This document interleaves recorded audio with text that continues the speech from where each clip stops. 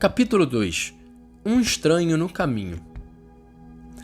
Tudo o que mencionei no capítulo anterior é mais do que uma cética descrição da realidade, pois as alegrias e as esperanças, as tristezas e as angústias dos homens de hoje, sobretudo dos pobres e de todos aqueles que sofrem, são também as alegrias e as esperanças, as tristezas e as angústias dos discípulos de Cristo. E não há realidade alguma verdadeiramente humana que não encontre eco no seu coração. Com a intenção de procurar uma luz no meio do que estamos a viver, e antes de propor algumas linhas de ação, quero dedicar um capítulo a uma parábola narrada por Jesus Cristo há 2000 anos.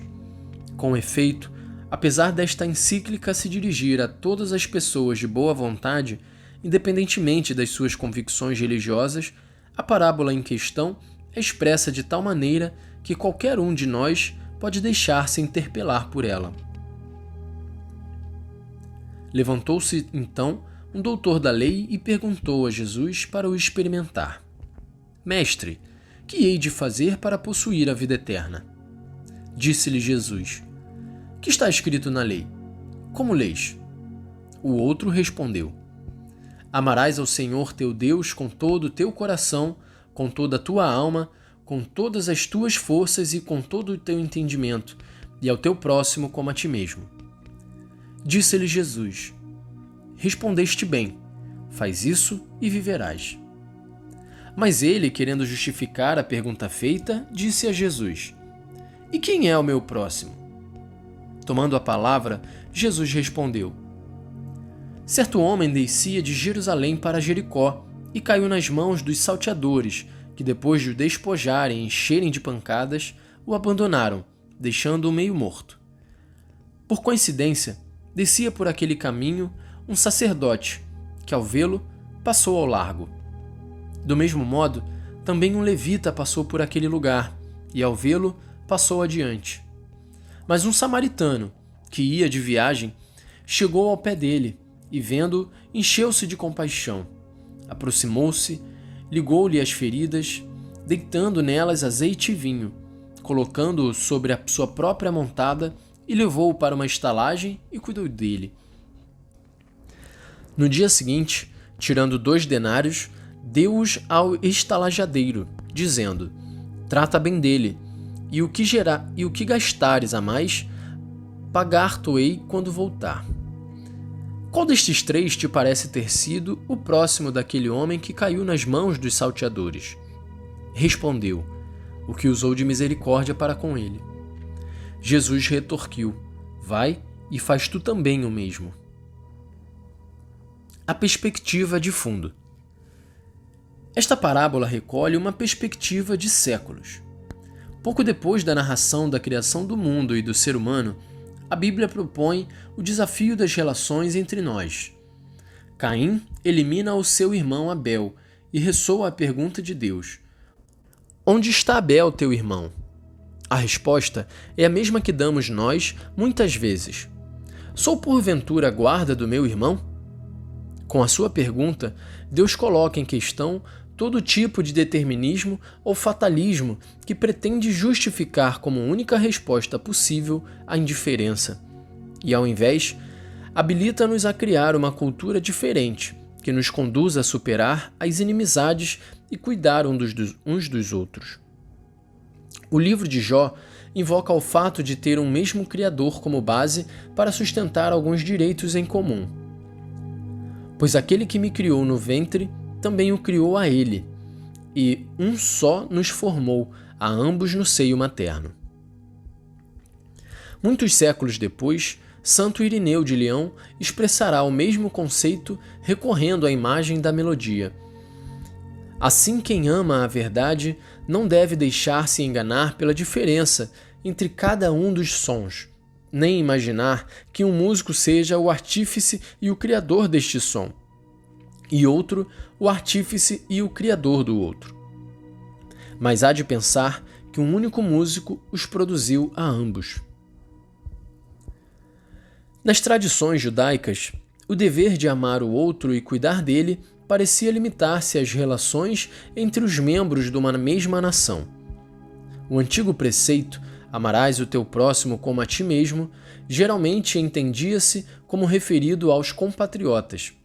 Todavia, especialmente no judaísmo que se desenvolveu fora da terra de Israel, as fronteiras foram se ampliando. Aparece o convite a não fazer aos outros o que não queres que façam a ti. E a propósito, dizia no século I o sábio Hillel: isto é a lei e os profetas, todo o resto é comentário. O desejo de imitar o comportamento divino levou a superar aquela tendência de limitar o amor aos mais próximos.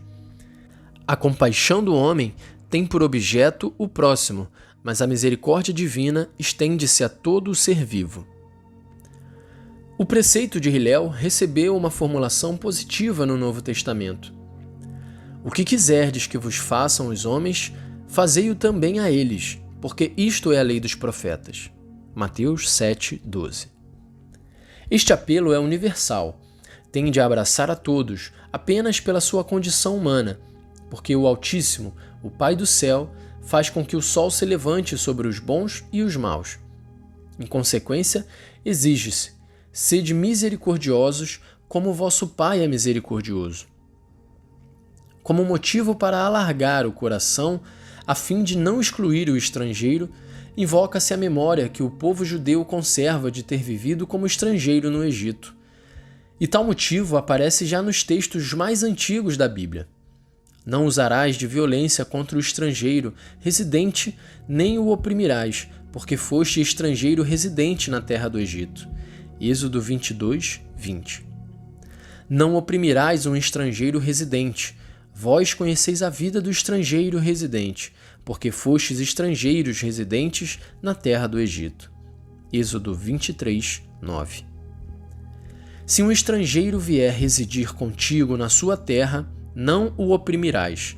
O estrangeiro que reside convosco será tratado como um dos vossos compatriotas, e amá-los-ás como a ti mesmo, porque fostes estrangeiros na terra do Egito. Levítico 19, 33-34. Quando vindimares a tua vinha, não rebusques o que ficou. Deixa-o para o estrangeiro, o órfão e a viúva. Lembra-te que foste escravo na terra do Egito. Deuteronômio 24, 21-22. No Novo Testamento, ressoa intensamente o apelo ao amor fraterno. Toda a lei se cumpre plenamente nesta única palavra: ama o teu próximo como a ti mesmo. Gálatas 5:14. Quem ama o seu irmão permanece na luz e não corre perigo de tropeçar, mas quem tem um ódio ao seu irmão está nas trevas. 1 João 2, 10-11. Nós sabemos que passamos da morte para a vida, porque amamos os irmãos. Quem não ama permanece na morte. 1 João 3:14. Aquele que não ama o seu irmão, a quem vê, não pode amar a Deus, a quem não vê. 1 João 4:20. Mesmo esta proposta de amor podia ser mal compreendida. Foi por alguma razão que, perante a tentação das primeiras comunidades cristãs criarem grupos fechados e isolados, São Paulo exortava os seus discípulos a ter caridade uns para com os outros e para com todos. E na comunidade de João, pedia-se que fossem bem recebidos os irmãos, mesmo sendo estrangeiros. Esse contexto ajuda a entender o valor da parábola do bom samaritano. Ao amor, não lhe interessa se o irmão ferido vem daqui ou dacolá. Com efeito, é o amor que rompe as cadeias que nos isolam e separam, lançando pontes. Amor que nos permite construir uma grande família onde todos nos podem sentir em casa. Amor que sabe de compaixão e dignidade. O abandonado. Conta Jesus que havia um homem ferido, estendido por terra no caminho, que fora assaltado. Passaram vários ao seu lado, mas foram-se, não pararam. Eram pessoas com funções importantes na sociedade, que não tinham no coração o amor pelo bem comum. Não foram capazes de perder uns minutos para cuidar do ferido, ou pelo menos procurar ajuda. Um parou, ofereceu-lhe proximidade, curou-o, com as próprias mãos, pôs também dinheiro do seu bolso e ocupou-se dele. Sobretudo deu-lhe algo que, neste mundo apressado, regateamos tanto. Deu-lhe o seu tempo. Tinha certamente os seus planos para aproveitar aquele dia a bem das suas necessidades, compromissos ou desejos, mas conseguiu deixar tudo de lado à vista do ferido e, sem o conhecer, considerou digno de lhe dedicar o seu tempo. Com quem te identificas? É uma pergunta sem rodeios, direta e determinante. A qual deles te assemelhas? Precisamos de reconhecer a tentação que nos cerca de se desinteressar dos outros, especialmente dos mais frágeis. Digamos que crescemos em muitos aspectos, mas somos analfabetos no acompanhar, cuidar e sustentar os mais frágeis e vulneráveis das nossas sociedades desenvolvidas. Habituamo-nos a olhar para o lado, passar à margem, ignorar as situações até elas nos caírem diretamente em cima. Assaltam uma pessoa na rua e muitos fogem como se não tivessem visto nada. Sucede muitas vezes que pessoas atropelam alguém com seu próprio carro e fogem. Pensam só em evitar problemas. Não importa se um ser humano morre por sua culpa.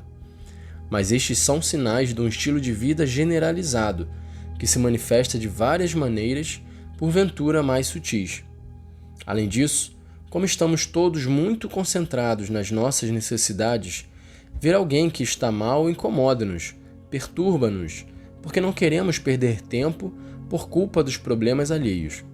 São sintomas de uma sociedade enferma, pois procura construir-se de costas para o sofrimento.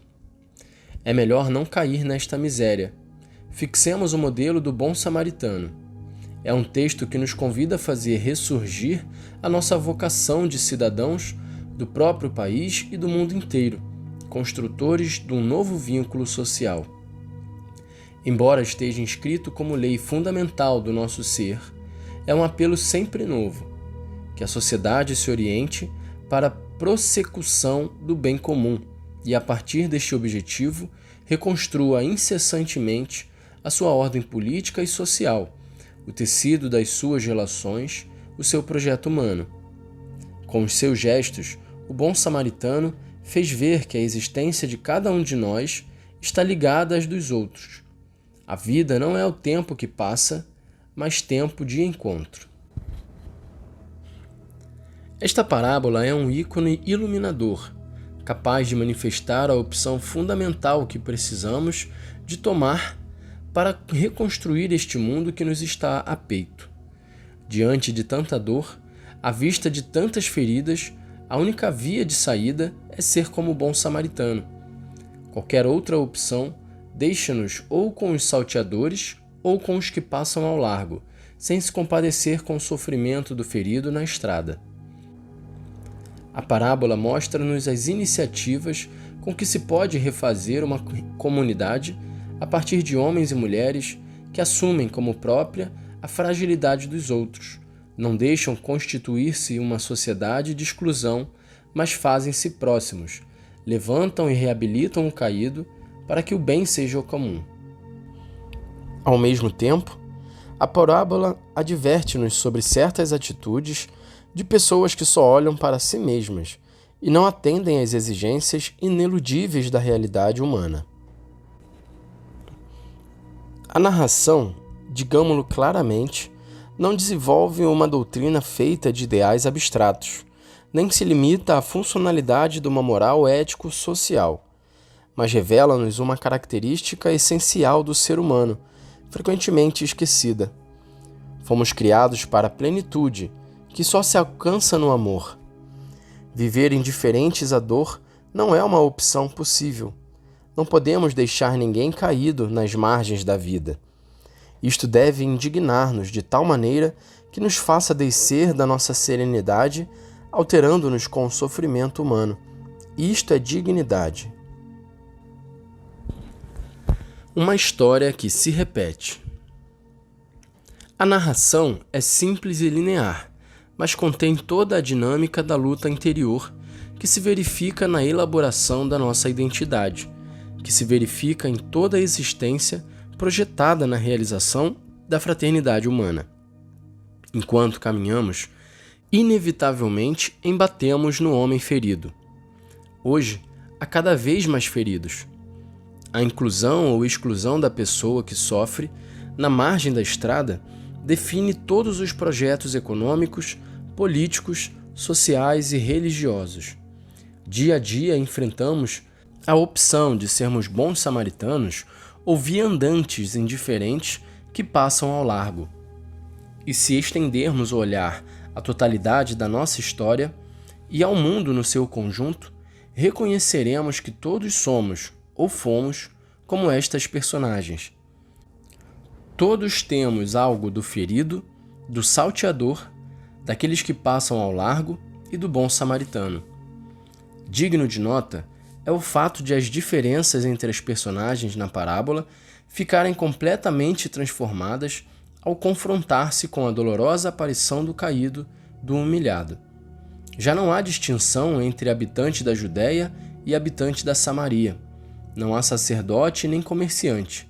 Existem simplesmente dois tipos de pessoas: aquelas que cuidam do sofrimento e aquelas que passam ao largo. Aquelas que se debruçam sobre o caído e o reconhecem necessitado de ajuda, e aquelas que olham distraídas e aceleram o passo. De fato, caem as nossas múltiplas máscaras, os nossos rótulos e os nossos disfarces. É a hora da verdade. Debruçar-nos-emos para tocar e cuidar das feridas dos outros? Abaixar-nos-emos para levar as costas o outro? Este é o desafio atual, de que não devemos ter medo. Nos momentos de crise, a opção torna-se premente. Poderíamos dizer que, neste momento, quem não é salteador e quem não passa ao largo, ou está ferido, ou carrega aos ombros algum ferido. A história do bom samaritano repete-se. Torna-se cada vez mais evidente que a incúria social e política faz de muitos lugares do mundo estradas desoladas, onde as disputas internas e internacionais e o saque de oportunidades deixam tantos marginalizados, atirados para a margem da estrada. Na sua parábola, Jesus não propõe vias alternativas, como, por exemplo, no caso daquele homem ferido ou de quem o ajudou terem dado espaço nos seus corações ao ódio ou à sede de vingança que sucederia. Jesus não se detém nisso.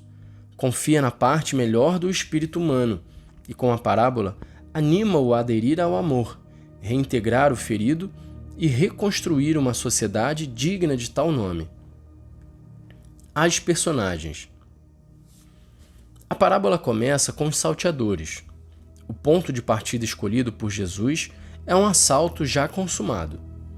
Não nos faz deter na lamentação do fato, nem dirige o nosso olhar para os salteadores. São coisas do nosso conhecimento. Vimos avançar no mundo as sombras densas do abandono, da violência usada para mesquinhos interesses de poder, acúmulo e repartição. A questão poderia ser: deixaremos ali estirado por terra o homem maltratado para correr cada qual a esconder-se da violência ou a perseguir os ladrões? Será o ferido a justificação das nossas divisões irreconciliáveis, das nossas cruéis indiferenças, dos nossos confrontos internos? De imediato, a parábola faz-nos pousar o olhar claramente naqueles que passam ao largo. Esta perigosa indiferença, que leva a não parar, inocente ou não, fruto do desprezo ou de uma triste distração, faz das duas personagens, o sacerdote e o levita, um reflexo não menos triste daquela distância menosprezadora que te isola da realidade.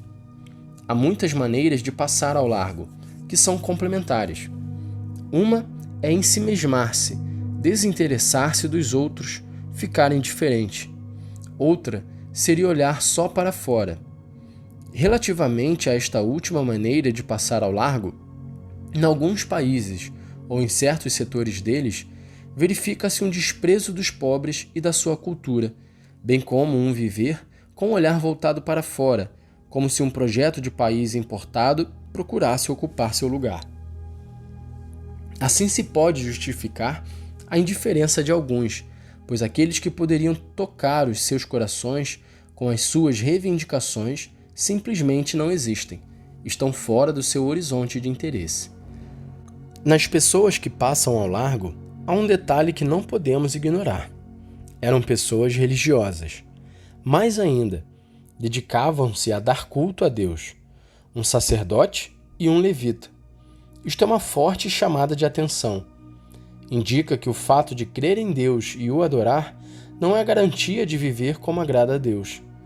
Uma pessoa de fé pode não ser fiel a tudo o que essa mesma fé exige dela, e, no entanto, sentir-se perto de Deus e julgar-se com mais dignidade do que os outros. Mas há maneiras de viver a fé que facilitam a abertura do coração aos irmãos, e esta será a garantia de uma autêntica abertura a Deus. São João Crisóstomo expressou com muita clareza este desafio que se apresenta aos cristãos. Queres honrar o corpo de Cristo? Não permitas que seja desprezados nos seus membros, isto é, nos pobres, que não têm que vestir, nem o honres aqui no templo com vestes de seda, enquanto lá fora o abandonas ao frio e à nudez. O paradoxo é que, às vezes, quantos dizem que não acreditam podem viver melhor a vontade de Deus do que os crentes. Habitualmente, os salteadores do caminho têm como aliados secretos aqueles que passam pelo caminho olhando para o outro lado. O círculo encerra-se entre aqueles que usam e enganam a sociedade para chupá-la e aqueles que julgam manter a pureza na sua função crítica, mas ao mesmo tempo vivem desse sistema e seus recursos. Verifica-se uma triste hipocrisia quando a impunidade do delito, o uso das instituições para interesses pessoais ou corporativos e outros males que não conseguimos banir se associam a uma desqualificação permanente de tudo, a constante sementeira de suspeitas que gera desconfiança e perplexidade. Ao engano de que tudo está mal, corresponde o dito: ninguém o pode consertar. Sendo assim, que posso eu fazer? Deste modo, alimenta-se o desencanto e a falta de esperança. Isto não estimula um espírito de solidariedade e generosidade. Fazer o povo precipitar no desânimo é o epílogo de um perfeito círculo vicioso. Assim procede a ditadura invisível dos verdadeiros interesses ocultos, que se apoderam dos recursos e da capacidade de ter opinião e pensamentos próprios. Olhamos, enfim, o ferido. Às vezes sentimos-nos como ele, gravemente feridos e atirados para a margem da estrada.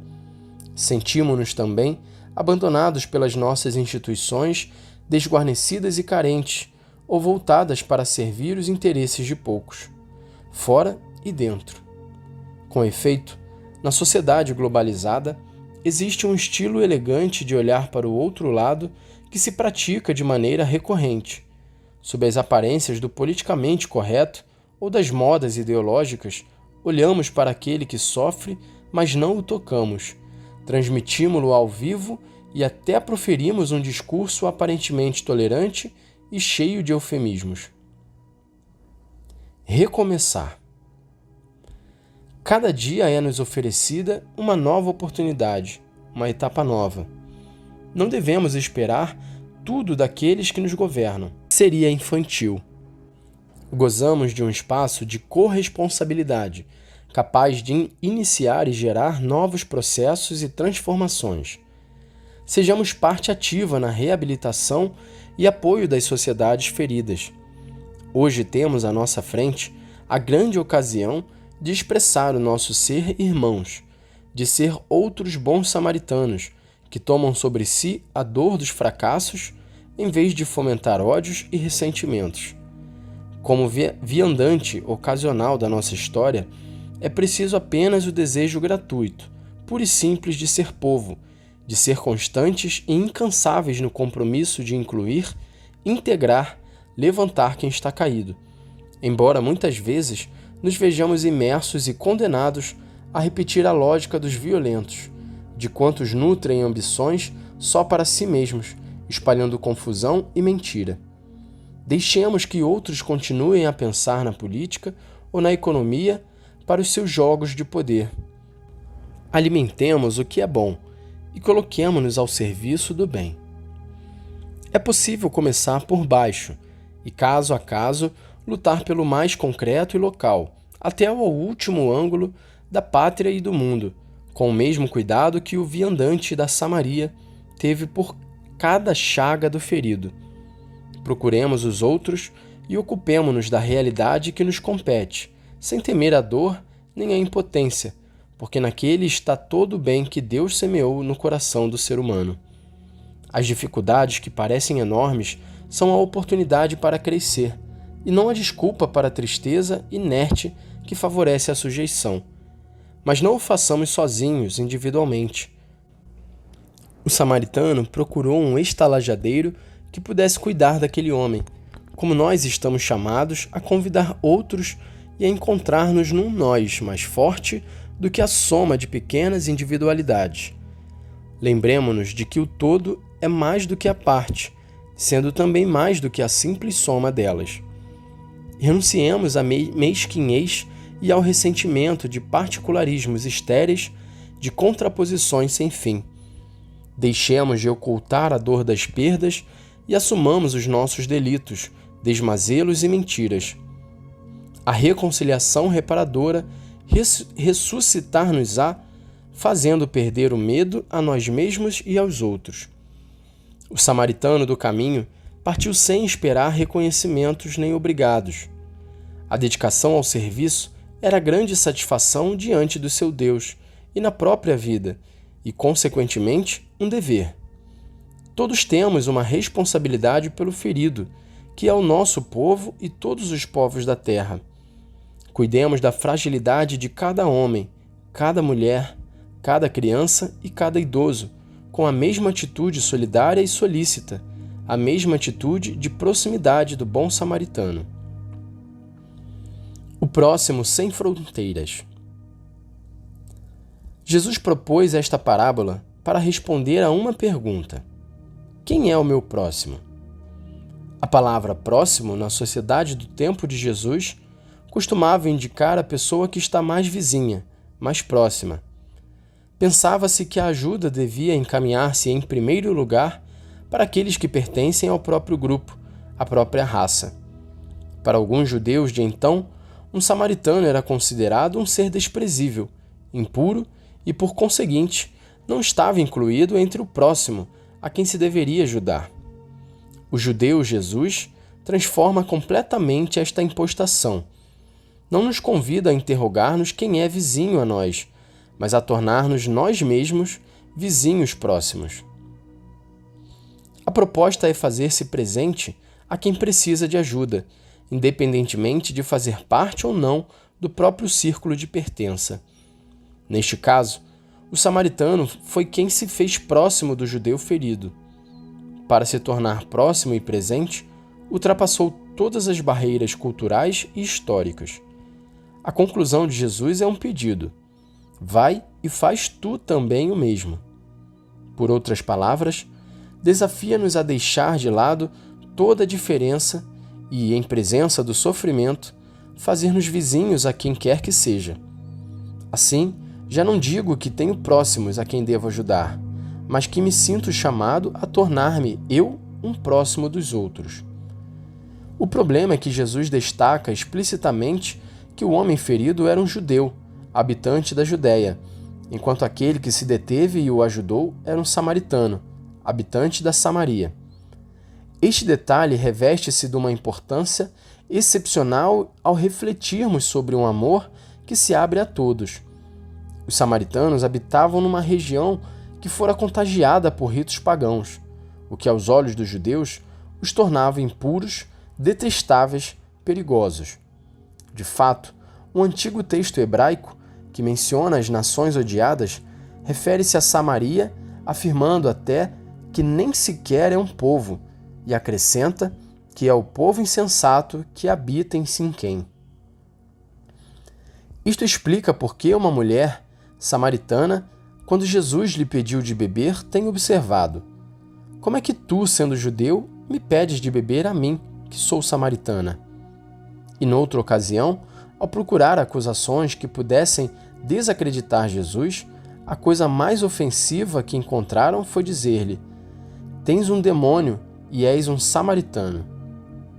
Portanto, este encontro misericordioso entre um samaritano e um judeu é uma forte provocação que desmente toda a manipulação ideológica, desafiando-nos a ampliar o nosso círculo, a dar à nossa capacidade de amar uma dimensão universal, capaz de ultrapassar todos os preconceitos, todas as barreiras históricas ou culturais, todos os interesses mesquinhos.